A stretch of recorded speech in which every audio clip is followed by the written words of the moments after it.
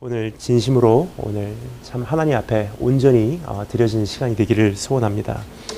저는 오늘 이 자리가 오늘이라는 날이 참 저희 뜻깊은 날입니다. 왜냐하면 저 책이 솔직히 그 누구를 위한 것보다도 제 자신을 위한 책 같다고 생각을 합니다. 그 이유가 정확하게 6년 전 구정 때 제가 목사 안수를 받았습니다. 그리고 이제 드디어 7년째로 접어드는 게 이제 오늘입니다. 근데 7년째 되면서 가장 걱정이 됐던 게 내 자신이 변질될까 봐 가장 두렵더라고요. 그래서 저 책이 나오게 된 것은 무엇보다 감사한 것은 그 어떤 사람에게 주는 영향력보다도 하나님께서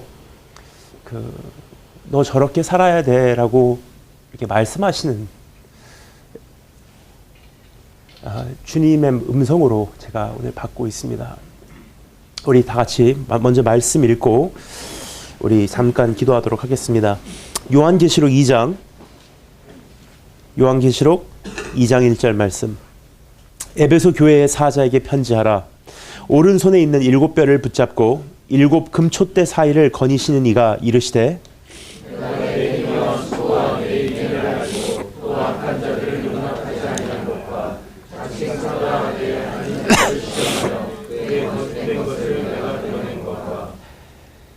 또 내가 참고 내 이름을 위하여 견디고 게으르지 아니한 것을 아노라.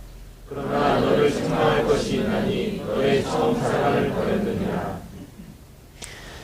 그러므로 어디서 떨어졌는지를 생각하고 회개하여 처음 행위를 가지라. 만일 그리하지 아니하고 회개하지 아니하면 내가 내게 가서 내 촛대를 그 자리에서 옮기리라. 오직 내게 이것이 있으니 내가 이걸로 당행을 미워하는도다. 나도 이것을 미워한다. 우리 다 같이 읽겠습니다. 이는 자는 성령이 그에게 하시는 말씀을 들을지어다. 이는 그에게는 내가 하나님의 나원에 있는 생명나무의 열매를 주어 먹게 하려 함이라. 아멘. 같이 기도하겠습니다. 주님 감사합니다. 하나님께서 이 땅에 긍휼을 베푸시사 하나님께서 오늘 이 기업을 세우시고 이 나라를 살려가시며 열방을 깨워가심을 감사드립니다. 하나님, 나를 위하여 살아가는 사람들의 발걸음으로 번잡한 이 아침, 나라와 민족을 위해서 그리고 온 열방을 위해서 주님 나라 위해서 오늘 다시 한번 하나의 미랄이 돼서 이 자리에 기도로 쌓고 계신 주님 제단을 만들고 계신 오늘 이분들이 있음을 감사드립니다. 주님 나라에 투자한 이 모든 것 주님 결코 땅에 떨어지지 않게 하시고 주님 자신께서 가장 좋은 것으로 영원히 흔들리지 않는 것으로 보응하여 주기를 소원합니다. 하나님 오늘 이렇게 살아왔다가 아니라 이제부터 우리가 어떻게 살아야 할지를 하나님 우리에게 말씀해 주심을 감사합니다. 오늘 다시 한번 이 말씀을 통해서도 이제부터 내가 어떻게 주님 다시 오시는 그날까지 또 나머지 시간 달려가야 될지를 우리에게 다시 한번 말씀해 주기를 소망합니다. 예수 그리스도의 보혈로 덮어주시고 주 성령께서 마음껏 우리에게 말씀해 주시는 시간 되기를 소망하고 예수님 이름으로 기도합니다.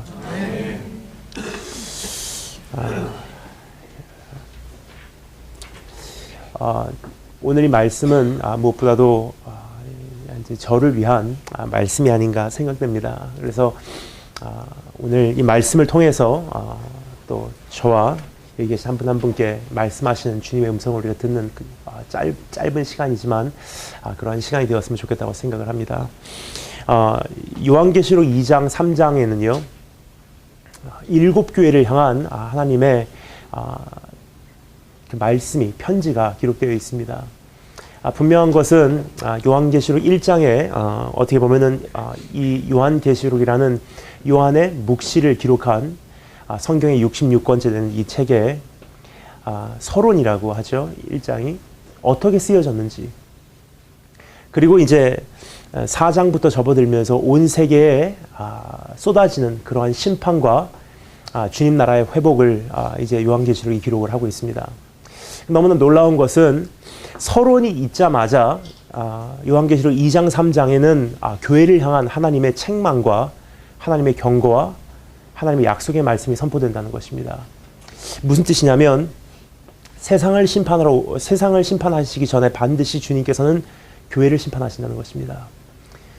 마지막 시대에 주님 오시는 그날 정말 가장 무서운 것은 많이 준 자에게 많은 것을 요구하시는 주님께서 먼저 교회와 목사와 선교사, 가르치는 이들, 사역자, 그리고 목회자 자녀, 그리고 모태신앙 대상부터 주님께서 심판에 나가신다는 것입니다. 누가복음 12장 말씀과 같이 많이 준 자에게는 많은 것을 찾으시는 그 주님의 음성이 요한계시록을 통해서 우리가 살펴볼 수 있습니다. 근데 7교회가 2장 3장에 기록되어 있는데요. 특별히 7교회에 가장 중심된 교회를 주님께서 먼저 책망해 나가신다는 것입니다. 그것이 지금 우리가 읽은 본문 말씀에 나오는 에베소 교회입니다. 지금 소아시아에 있는 7교회라고 하죠. 그 7교회 중에서 그 에베소 교회가 손으로 꼽을 수밖에 없는 교회라는 이유가 다른 6교회에게 생명을 준 어떻게 보면 모교회입니다. 나머지 교회는 지교회고요. 가장 오래된 역사를 지니고 있는 것이 에베소 교회였습니다. 좀 전에 말씀드렸듯이 많이 준 자에게는 많은 것을 요구하신 주님께서 여기까지도 구체적으로 에베소 교회부터 주님께서 심판에 나가신다는 것을 우리가 볼 수가 있습니다. 그런데 왜 에베소 교회를 선택했냐면요. 오늘 예를 들어서 서모나 교회도 있고 라오디게아 교회도 있고 두아디라 교회도 있고 빌라델피아 교회, 4대 교회 여러 가지 교회를 살펴볼 수 있었지만 오늘 이 아침에 여러분과 제가 꼭 살펴보기로 원하는 것이 이 에베소 교회를 향한 주님의 음성입니다. 그 이유는 에베소 교회의 모습과 아마 우리의 모습이 흡사하지 않나 하는 생각을 하기 때문입니다. 참고로 말씀드리자면 이 말씀은 7교회의 특정 교회를 향한 말씀이라기보다 7교회를 대표적으로 주님께서 세우시고 이 마지막 시대에 살아가는 성도들에게 선포하시는 교회의 본질을 회복시키고자 하는 하나님의 음성인 것입니다. 그런데 그 7교회를 향해서 말씀하시면서 특별히 에베소 교회를 우리로 하여금 다시 한번 생각해 하십니다. 그 이유가 에베소 교회가 우리의 모습과 너무나 흡사한 그러한 모습이기 때문입니다. 그 이유는 가장 오래된 역사가 있고요. 가장 어떻게 보면 교리적으로 바른 가장 보수적인 교회이기 때문입니다. 서울로 말하자면 노량진 교회 아니면 영락교회 같은 그러한 분위기가 아닌가 생각됩니다. 근데 그 교회에게 주님께서 이 말씀을 선포하시는데 한 가지만 제가 그 기둥을 세우기로 원하는 것이 있습니다. 그것은 무엇이냐면 7교회에게 말씀을 하시는 주님께서 각자 내용은 다 다르지만 하나의 패턴을 따르십니다. 그 4가지 구성 요소가 이 각 교회마다 담겨져 있다는 것입니다. 첫 번째는 보내는 이, 두 번째 누가 보내냐, 두 번째 그 교회를 향한 칭찬과 격려의 말씀이 있습니다. 그리고 세 번째 심판과 어떻게 보면 책망, 권고의 말씀이 있습니다. 그리고 마지막 4번째 약속과 축복의 말씀이 있다는 것입니다. 그래서 내용은 조금씩 다를지라도 7교회 다 이 4가지 패턴이 계속적으로 반복된다는 것입니다. 그래서 이것을 4가지 기둥으로 오늘 에베소 교회에게 하시는 그 편지에게 우리가 좀 다가가서 나에게 개인적으로 또 이번 한 해를 열면서 하시는 그 음성을 우리가 한번 들어보도록 하겠습니다. 그럼 첫 번째 우리가 보내시는 이에 대해서 우리가 한번 읽어보도록 하겠습니다. 1절 말씀 다 같이 읽겠습니다. 보내시는 이 누가 보내시냐? 1절 말씀 다 같이 읽겠습니다. 시작.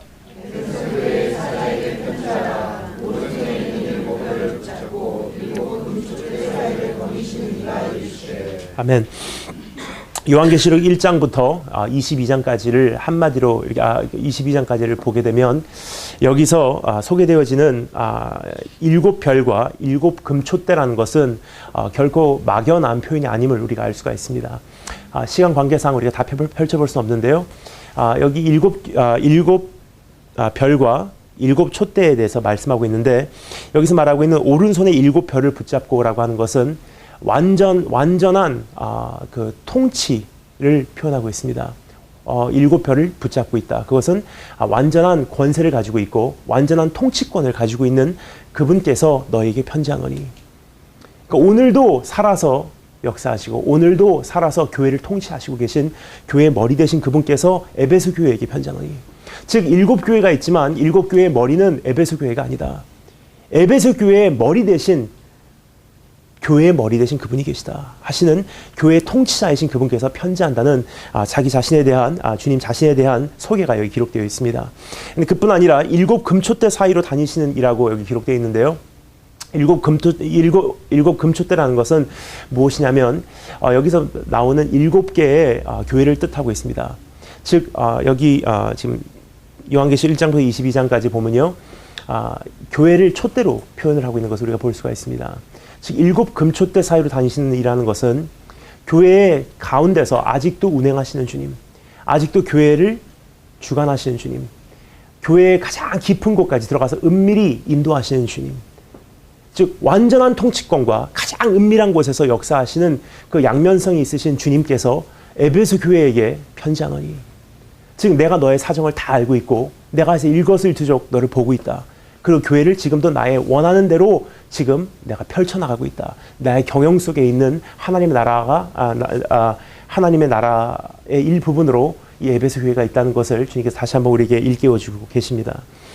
그런데 우리 그러한 보내시는 이에 대한 소개가 끝나자마자 곧바로 어떻게 보면은 그 칭찬과 그리고 격려의 말씀이 2절 3절 말씀에 기록되어 있습니다. 2절 3절 말씀을 2절 3절 그리고 6절 말씀을 우리 한번 읽어보도록 하겠습니다. 2절 3절 6절 다 같이 한 목소리로 읽겠습니다. 시작. 내가 내 행위와 수고와 내 인내를 알고 또 악한 자들을 용납하지 아니한 것과 자신사절하게 아닌 자들을 시험하여 내 거짓된 것을 내가 누르는 것과 또 내가 참고 내 이름을 위하여 견디고 이르지 아니한 것을 하노라. 6절. 오직 내게 이것이 있으니 내가 이걸 나당의 행위를 미워한다. 나도 이것을 미워한다. 아멘. 주님께서 여기서 에베소 교회를 그 칭찬하시고 격려하시는 그러한 음성을 우리가 들을 수가 있습니다. 몇 가지에 대해서 주님께서 칭찬하시는데요. 제일 첫 번째는 여기 이렇게 기록되어 있습니다. 내가 내 행위와 수고와 내 인내를 알고라고 되어 있습니다. 여기서 보면은 수고라고 하는 단어가 사용되고 있는데요. 그 번역이 정말 정확한 번역이에요. 영어 성경으로는 이렇게 번역되어 있습니다. I know the works of your hands. 너의 수고를 works of your hands. 너의 수고를 안다. 즉 네가 나를 위해서 사역하는 거 다 알고 있어. 네가 정말 나를 위해서 수고하는 거 알고 있어. 여러분 정말 주님께서 감사한 것은 내가 정말 주님을 위해서 뛰어다니는 거 알고 계시다는 것입니다. 때로는 내가 변질되는 것 같고 내가 정말 온전히 섬기지 못하는 것 같으나 하나의 봉사도 어떠한 하나의 헌신도 땅에 떨어짐이 되지 않는다는 것입니다. 내가 너의 수고를 알고 있다. 사역도 잘 알고 있다.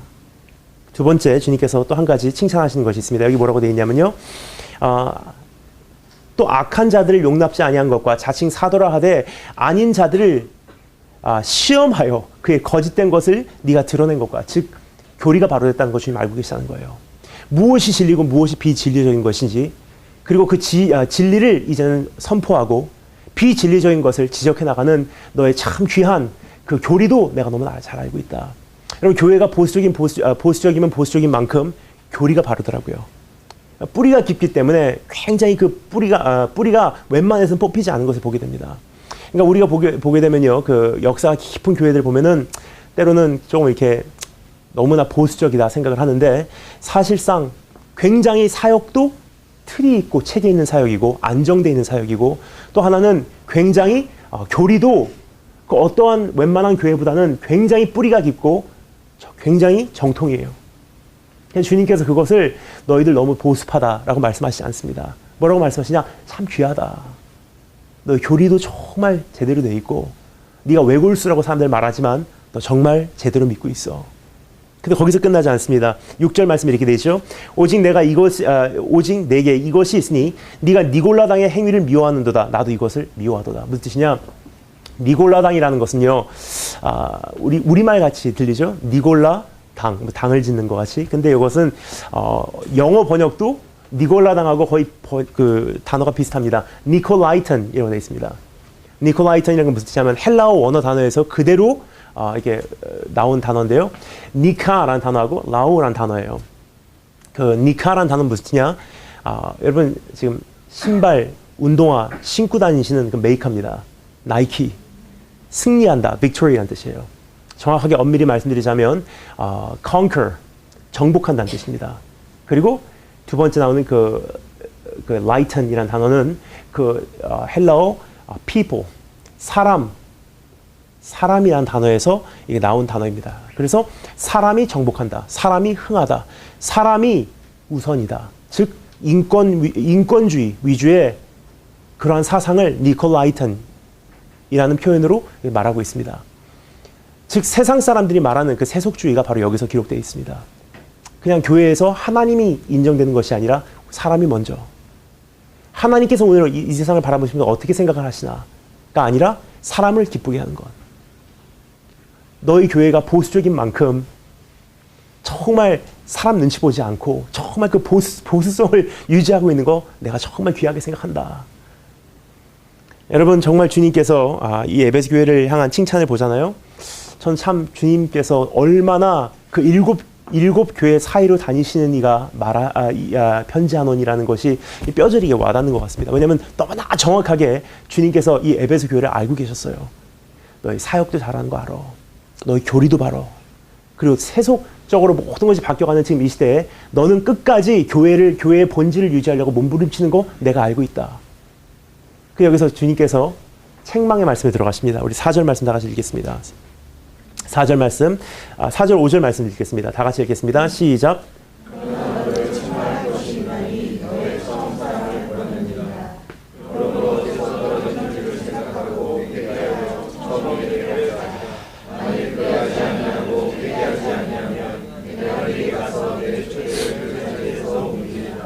아멘. 너 참 사역 잘하고 있어. 너 정말 교리도 바로. 그리고 세상에 물들지 않고 끝까지 너의 그 모습을 유지하려고 하는 거 참 귀하다. 하지만 너에게 책망할 것이 한 가지 있다 하시면서 주님께서 말씀하십니다. 너의 처음 사랑을 네가 버렸느니라. 즉 이런 뜻입니다. 행위도 옳고 교리도 바로. 하지만 네 마음 안에서는 사랑이 식었어. 여러분 우리가 때로는 정말 사역 잘합니다. 그리고 때로는 우리가 정말 주님 앞에서 교리가 바른 거를 우리가 끝까지 붙들고 있으려고 노력하는 우리의 모습을 찾을 수가 있습니다. 하지만 너무 열심히 그렇게 하다 보니까 때로는 제 자신 안에서도 마음이 식어가는 것을 때로는 보게 됩니다. 나도 모르는 사이에 식어가더라고요. 주님께서 물어보시는 질문이 바로 이런 질문이 아닌가 생각됩니다. 내가 주님을 사랑합니다. 주님, 내가 주님 사랑하는지 알지 않습니까? 라고 이렇게 생각하실지 모르지만 주님께서는 내가 주님을 사랑하는지 사랑하지 않는지에 관심 없으십니다. 정말 주님께서 알기를 원하시는 것은 이것이 아닌가 생각됩니다. 베드로에게 물으셨던 질문, 네가 이보다 나를 더 사랑하느냐? I love baseball, I love ice cream, I love pizza. 아이스크림도 사랑하고 나는 야구도 사랑하고 피자도 사랑합니다. 주님께서는 그 사랑하는 거 별로 관심이 없는 것 같아요. 정말 주님 관심이 있으신 건 무엇이냐? 이보다 더 사랑하느냐? 사역은 잘하고 있고 행위도 바르고 교리도 바르고 끝까지 세상에 물들지 않으려고 세속화되지 않으려고 몸부림치는 거 참 귀하다. 하지만 네 마음에서 심장 뛰는 소리가 달라졌어. 나를 바라보는 눈길이 차가운 거 아니? 네가 나에게 고백하는 기도에서 어떠한 나를 향한 그 사랑이 느껴지지 않는다. 네 목소리의 톤이 달라졌어. 네 눈길이 차가워졌어. 여러분, 지난 6년을 제가 이렇게 사역을 하다 보니까 이제 7년째 정식으로 목사 안수를 받고 7년째 들어갑니다. 근데 그 전에 먼저 선교사 파송은 받았고요. 근데 다니다 보니까 열심히 주님을 위해서 섬긴다고 섬겼고 끝까지 그냥 올바른 교리로 달려가려고 몸부림쳤습니다. 근데 어느 사이인가 저도 모르는 사이에 제 안에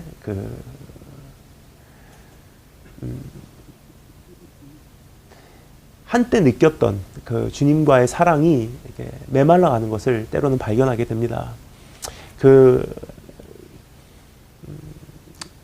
이번에 오면서 갑자기 이런 생각이 들더라고요.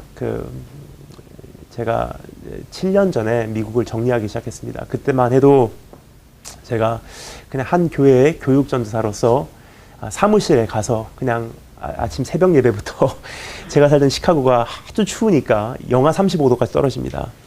그러면 이런 지금 쌀가마 같이 생긴 소금 가마를 제가 가지고 교회를 가요. 그러면 거기서 이제 성도님들 오시기 전에 새벽 4시부터 혼자서 그걸 다 주차장에 뿌려놓습니다. 그리고 이제 눈 치워놓고, 그럼 성도님들 오시기까지 히터 틀어놓고 이제 새벽 기도를 준비해요.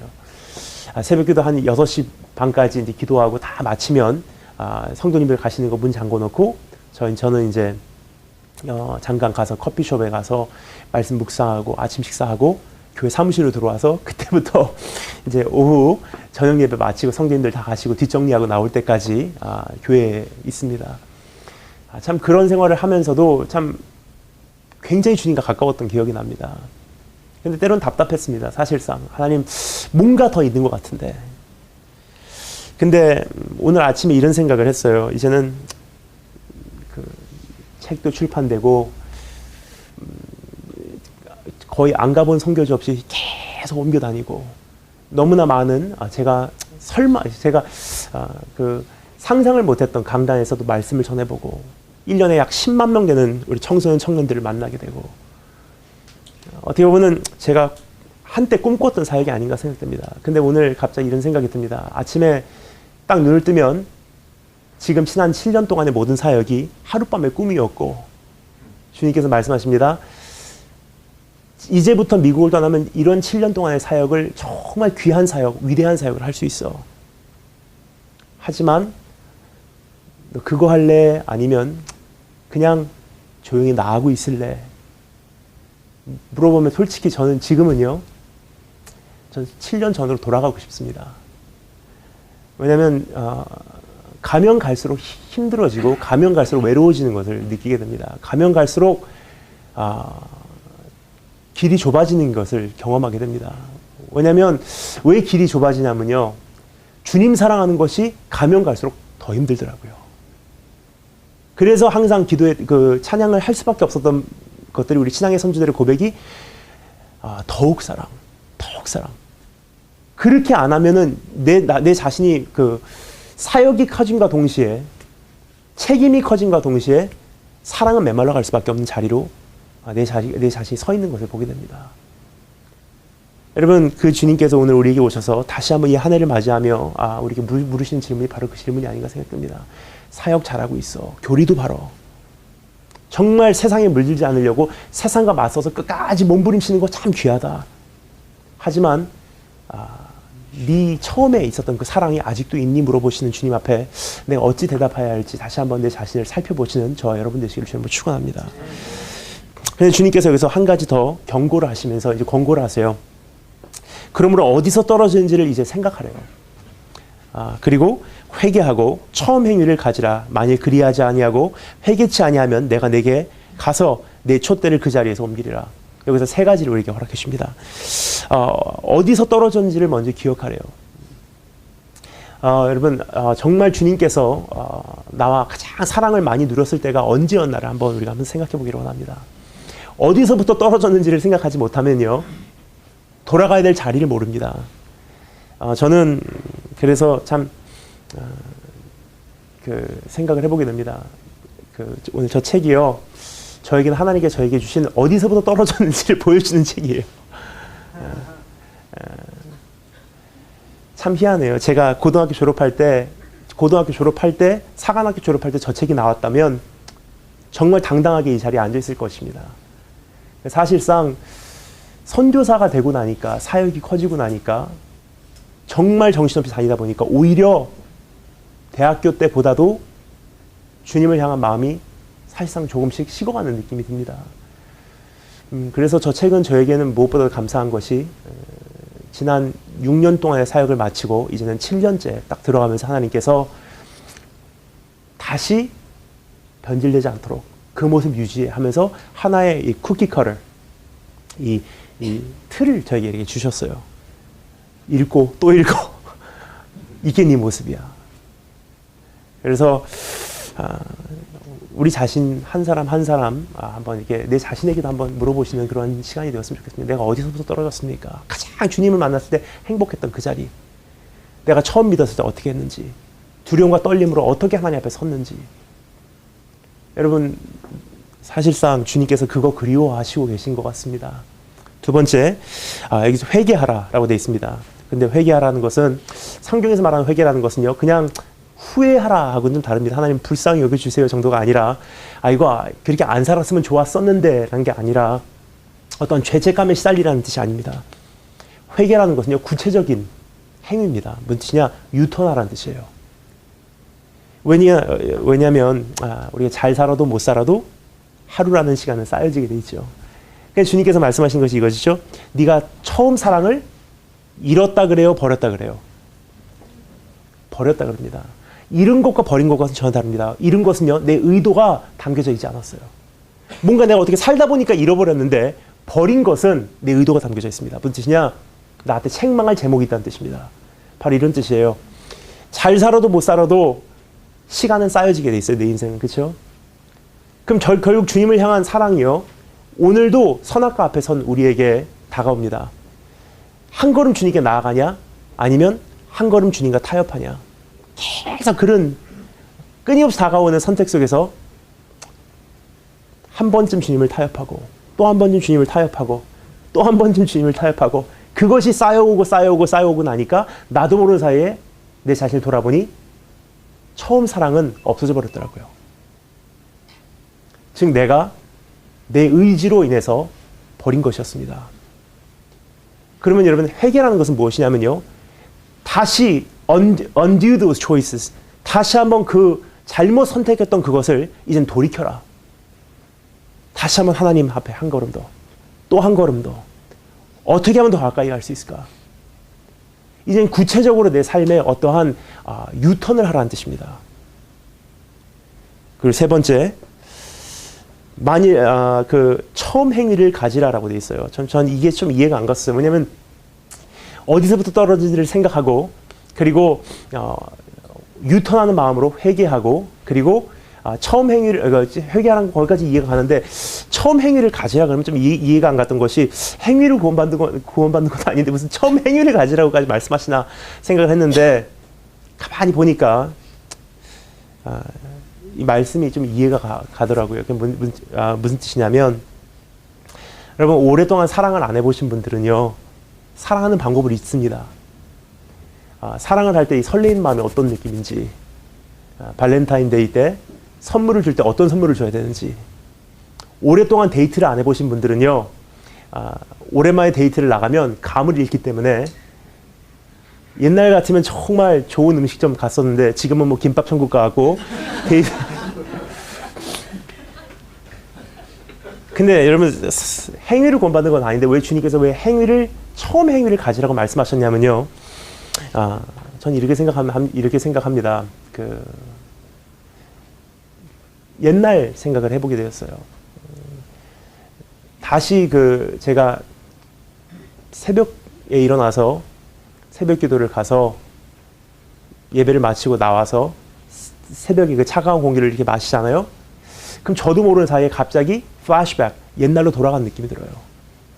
옛날에 정말 막연할 때, 내일이 막막할 때, 사방이 막혔을 때, 밤새도록 주님과 씨름하고 이른 새벽에 주님 앞에 가서 울부짖고 기도하고, 새벽에 나와서 성경책 들고, 세수는 안 했어도 그냥 잠옷 반 입고 나와서 성경책 들고 새벽 공기를 마셨을 때 그 안에 있었던 엄청난 충만함과 세상을 향한 자신감, 그걸 잃어버렸더라고요. 그런데 새벽 공기를 다시 마시는 순간 그때가 기억이 나기 시작해요.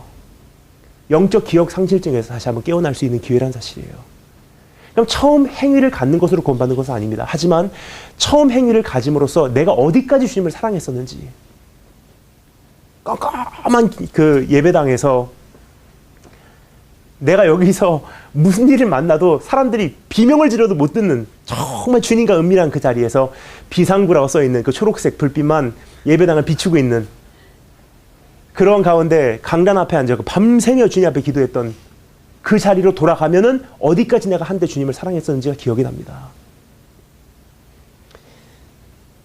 어디서 떨어졌는지를 생각하고 이제는 돌이키고 처음 행위를 가지라. 그러면 처음 사랑이 회복될 거야. 만일 그러지 않으면 어떻게 된다고요? 내가 내게 와서 내 촛대를 그 자리에서 옮기리라. 즉 무슨냐, 7교회 교회로 뽑혔다는 것은요, 굉장한 영광이었어요. 마지막 시대에. 근데 그 자리에서 촛대가 옮겨진다는 것은요, 그 영광의 자리에서, 그 사역의 자리에서, 그 사명을 감당해야 됐던 그 자리에서 이제는 옮겨진다는 뜻입니다.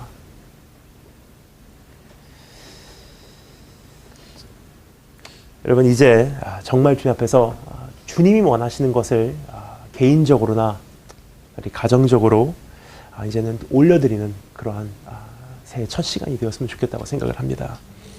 그렇게는 마지막 네 번째, 약속과 축복입니다. 우리 7절 말씀 다 같이 읽겠습니다. 7절 말씀 다 같이 한 목소리로 읽겠습니다. 시작. 믿는 자는 성령이 그에게 하시는 말씀을 들을지어다. 우리는 그에게는 내가 하나님의 남원에 있는 생명의 열매를 주어 먹게 하리라. 이기는 자에게는 다시 한번 회개하고 돌아오고 옛 것을 기억하고 다시 한번 네가 처음 행위를 회복하면, 처음 사랑을 회복하면 하나님 나라에 있는 하나님 낙원에 있는 생명나무 열매를 먹게 하신대요. 저는 이게 좀 이상했습니다. 왜냐하면 요한계시록인데 왜 창세기로 우리를 다시 한번 데리고 가나는 생각을 했어요. 하나님 낙원이라는 것은요, 창세기 1장에 나오는 에덴 동산을 말하고 있는 것입니다. 근데 왜 요한계시록 2장에 에덴 동산에 예를 들어서 이기는 자에게는 생명의 멸류관을 허락해 주겠다. 이기는 자에게는 내가 정말 영원토록 메마르지 않는 그러한 엄청난 축복을 허락해 주겠다. 뭐 그런 축복이라면 좀 이해가 가는데, 이기는 자에게는 하나님 나라에 하나님 낙원에 있는 생명나무 열매를 먹게 하리라. 왜 이 말씀을 하셨는지 좀 이해가 안 갔어요. 근데 가만히 생각해 보니까 이런 생각이 듭니다. 여러분, 하나님께서 정말 그리워하셨던 주님께서 어디서부터 떨어졌는지를 기억하고 계세요. 주님께서는 우리의 원래 모습이 어때였는지를 기억하고 계세요. 여러분, 저는요, 저희 아버지를 오늘 같이 오시려고 했는데 못 오셨어요. 근데 저는 아버지를 생각하면요, 즉각적으로 드는 생각이 저희 일본에 제가 살던 집에 거실에 있는 테레비 바로 위에 있는 시계였었어요. 저희 아버지는 시계가 가리키는 대로 움직이시는 분이세요. 아침에 일어나시면 꼭 이런 잔으로 냉수를 2컵 드시고 커피를 끓여 놓으시고 신문 보세요. 신문 보시면서 이제 커피를 한 잔 드시고 나면 7시 되면은 저희를 깨우세요. 그러니까 아버지 세수하시고 저희들 이제 준비하는 동안에 이제 아버지께서는 이제 자동차 가서 시동 거시고 그 사업 이제 오픈하시고, 그리고 제가 이제 7시 반에 집에서 나올 때 아버지께서 저희 자동차 이제 운전하셔서 역까지 데려다 주시고, 그러니까 아버지 출근하시고, 전 7시 되면은 퇴근하셔서 돌아오시고, 7시 뉴스 보시면서 이제 어머니는 목욕 준비하시고, 그러면 가족들하고 7시 반에 뉴스 마치면 가족들하고 운전해서 일본 온천을 갑니다. 대중탕을 갑니다. 마치고 돌아오면 이제 어머니께서 요리하시고 아버지께서는 이제 사무라이 영화 보시고, 한국의 사극같이 매일 밤마다 했거든요. 그러면서 식사가 되면 같이 저녁 먹고 9시 뉴스 보시고 10시 되면 들어가고 주무세요. 정확하게 움직이시는 분이세요. 근데 어떻게 움직이시냐, 저희 집 거실에 있는 큰 테레비에 그 위에 시계가 있었는데 그대로 정말 시간대로 가리킨 대로 움직이십니다. 근데 어느 날 제가 미국에 이제 사관학교를 갔다가 첫 휴가를 맞이해서 돌아왔어요. 근데 시계가 좀 다른 거예요. 어머니 이거 시계가 이거 다른데 왜 그런가? 제가 바꿔놓게 하니까 어머니께서 만지지 말래요. 이거 시계가 이거 정말 이거 시간이 잘못된 배터리 나갔나 생각했습니다. 아니더라고요. 왜 그랬냐면요, 제가 미국으로 떠난 그날부터 아버지께서 그 시계를 미국 시간으로 돌려놓으셨더라고요. 여러분, 우리가 에덴 동산이라는 것은 결국은 처음으로 하나님과 사랑을 나눴던 그때예요. 하나님께서 가장 추억이 많으신 그때입니다. 근데 우리가 에덴 동산에서 쫓겨나는 그날, 더 이상 그 사랑을 하나님과 나누지 못할 때 하나님의 시계가 멈춰버렸어요. 사람은 여러분 죽을 때 혼수 상태가 되면요, 가장 그리운 곳으로, 자기 인생이 가장 행복했던 그 자리로 돌아간대요. 특히 저희 할머니 몸이 많이 편찮으셔서 제가 중학교 2학년 때인가 한 병원에 이제 혼수 상태로 계시다가 주님 나라 가셨습니다. 저를 키워주신 할머니세요. 근데 할머니 이제 병원에 가면요, 할머니 인생에 가장 행복했던 곳이 할아버지하고 계셨던 군산이었던 것 같아요. 할아버지가 군 복무하실 때 군산에 계셨거든요. 이제 할머니는 병원에, 일본에 있는 병원에 입원해 계신데 어머니께서 가셔서 엄마 어디야? 그러면 잠깐 눈 뜨시고 군산이야. 하나님 지금 어디에요? 그러면 지금 에덴 동산이야 그러실 것 같아요. 왜냐하면 하나님 기억에는 가장 행복했던 그 자리였거든요. 그래서 하나님 본능적으로 말씀하시는 것이 무엇이냐? 회복되자마자 다시 한번 에덴 동산으로 돌아가는 것, 그게 내 꿈이야. 내가 너를 알고 네가 나를 알고 세상과 나는 간 곳 없고 우리 둘만 서로 바라보고 정말 서로 사랑하고 이보다 나를 더 사랑했고 이보다 난 너를 더 사랑했고. 여러분, 오늘 주님께서 그거 그리워하시고 계시다는 사실을 기억하시고 오늘 1년 동안 내가 무엇을 선택할까? 주님 나라는 좋은 것이 있고 더 좋으신 것이 있는 것 같습니다. 주님께 좋은 것 드리지 마시고 더 좋은 것 드리시기 바랍니다. 더 좋은 것은 다른 게 아니더라고요. 좋은 사역, 좋은 교리, 세상과 타협하지 않는 삶, 정말 그거 귀하지만 그것보다 더 좋은 것은 이보다 더 주님을 사랑하는 것입니다. 그런데 여기 한 가지만 제가 말씀을 드리고 말씀 마치겠습니다. 어떤 자가요? 이기는 자가 그 축복을 받는다고 합니다. 근데 여기 이기는 자라고 하는 것은요, 아까 말씀드렸죠? 그냥 이긴다는 것은 어떤 전쟁에서 이기는 정도의 차원이 아니에요.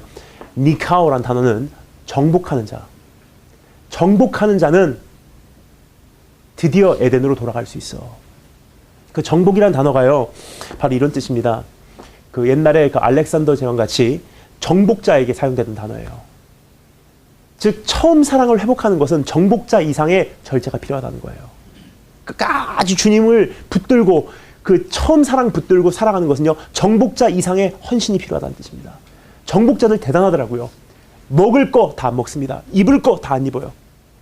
정복하기 전까지는요, 자기 절제, 자기 관리, 자기 부인.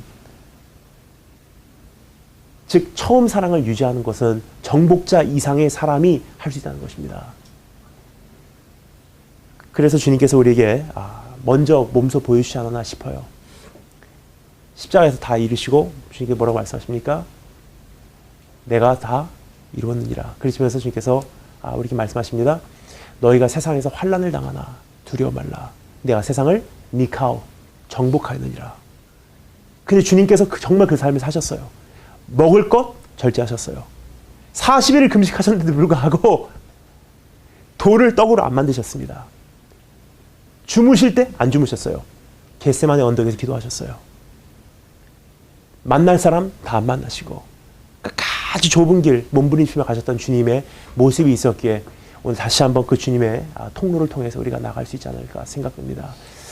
오늘 그 주님 앞에 가장 좋은 것을 그렇게 올려드리시는 저와 여러분 되시고 그런 2013년 됐으면 좋겠다고 생각을 합니다. 그래서 여러분, 오늘 이 책을 통해서 무엇보다도 하나님께서 저에게 주시는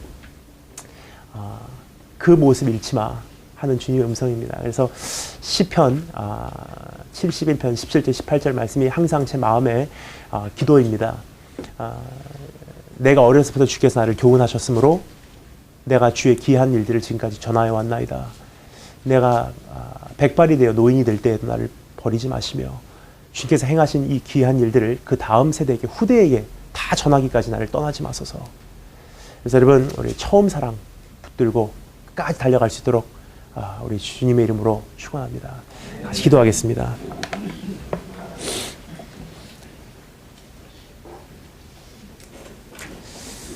여러분, 오늘 잠시만 우리가 나의 말로써 주님 앞에 잠시 고백하는 시간을 갖도록 하겠습니다. 주님께서 오늘 우리에게 이러한 질문을 물어보십니다. 네가 이보다 나를 더 사랑하느냐? 네가 이보다 나를 더 사랑하느냐? 사역 잘하고 있다. 정말 나를 위해서 열심히 일하는 것도 안다.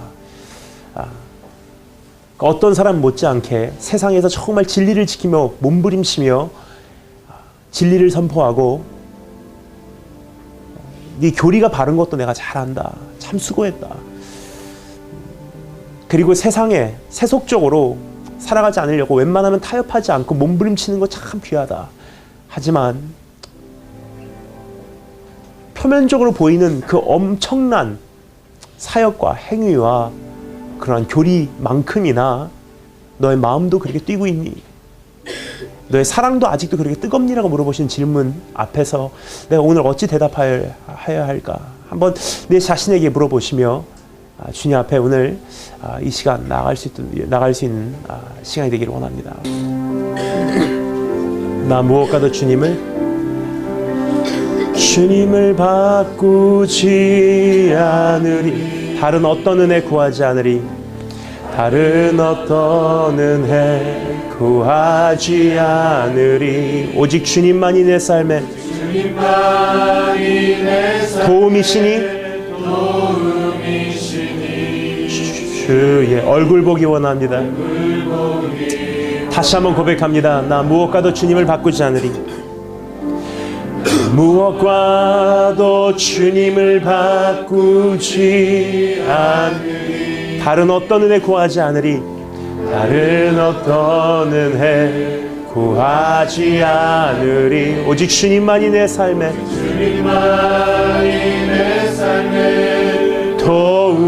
도움이시니 주의 얼굴 보기 원합니다. 주님 사랑이여 진심으로 고백합니다. 주님 사랑해요.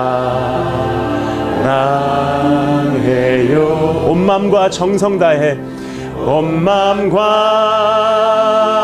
정성 다해 하나님의 신실한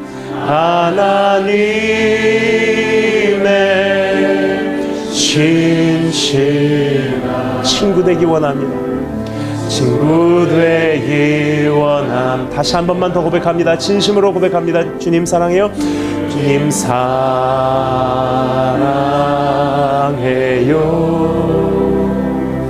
온 마음과 정성 다해 하나님의 진실한 친구 되기 원합니다. 다 같이 기도하겠습니다. 주님, 처음에 주님이 좋아서 나선 길이건만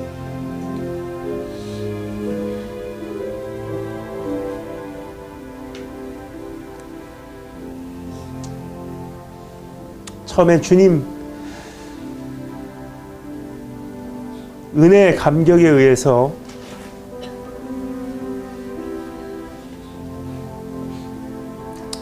찾아간 그 자리였건만 어느 사이인가 이것이 나에게는 사역지와 선교지로밖에 되지 않았음을 고백합니다.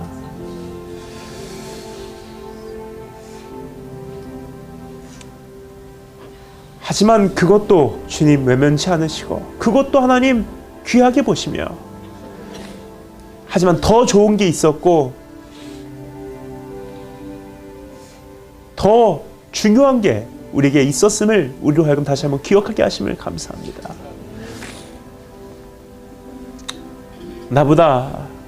이보다 나를 더 사랑하시냐 물어보신 주님 앞에 오늘 다시 한번 우리가 고백합니다. 주님, 사역의 열매가 없다 할지라도 세상이 나를 몰라준다 하여도 내가 꿈꾸던 그런 인생 내가 살아가지 못한다 할지라도 주님을 사랑합니다. 주님 한 분만으로 만족합니다. 다른 어떤 은혜 구하지 않겠습니다. 하나님, 오늘 그 고백으로 이 한 해를 시작합니다. 이제까지 달려온 이 길, 특별히 이곳에 계신 한 분 한 분 끝까지 그 길 달려내게 하시며 무엇보다도 이 길을 달려낸 후에도 그 사랑이 내 안에 아직도 있음을 발견케 하여 주기를 소망합니다. 예수님 이름으로 기도합니다.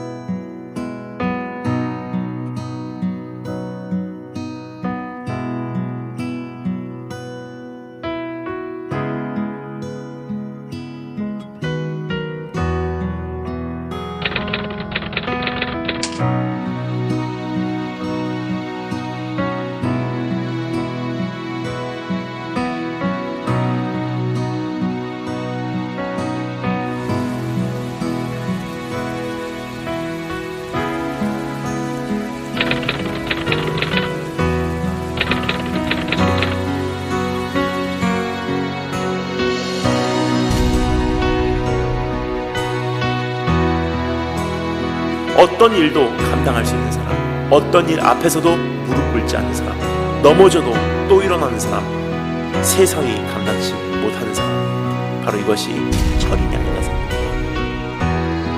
한마디로 끄떡도 안 하는 사람,